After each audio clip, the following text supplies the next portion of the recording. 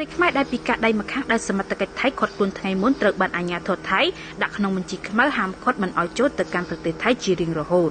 ស្ត្រីខ្មែរដែលពីកាដៃម្ខាងដែលសមត្ថកិច្ចថៃខាត់ខ្លួនរយៈពេល2យប់ដោយចាត់ប្រកាន់ថាចូលទៅកាន់ប្រទេសថៃដោយខុសច្បាប់ត្រូវបានអាជ្ញាធរថៃដាក់ក្នុងបញ្ជីខ្មៅហាមឃាត់មិនឲ្យចូលទៅកាន់ប្រទេសថៃជារៀងរហូតនាពេលអនាគតនេះបើយោងតាមការចុះផ្សាយពីកាសែត The Nation របស់ថៃ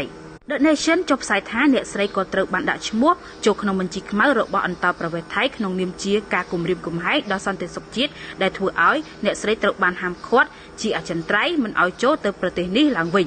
នៅថ្ងៃទី27មិថុនាអ្នកស្រីនិងមនុស្សជាច្រើនត្រូវបានសមត្ថកិច្ចថៃដឹកតាមឡានបញ្ជូនមកកម្ពុជាវិញហើយអ្នកស្រីថ្លែងថាអ្នកស្រីនឹងមិនត្រឡប់ទៅប្រទេសថៃវិញទេអំឡុងពេលភាគីថៃខាត់ខ្លួនរដ្ឋបាលបន្ខេត្តបន្ទាយមានជ័យអាជ្ញាធរមូលដ្ឋាននិងអគ្គកុងស៊ិលកម្ពុជាប្រចាំខេត្តស្រះកែវបានខ្នះខ្នែងដើម្បីទទួលការដោះស្រាយជាមួយភាគីថៃរហូតពួកគេបានដោះលែងស្ត្រីទាំងពីរនាក់ដែលក្នុងនោះក៏មានអ្នកស្រីវណ្ណារីផងដែរឲ្យត្រឡប់មកកម្ពុជាវិញ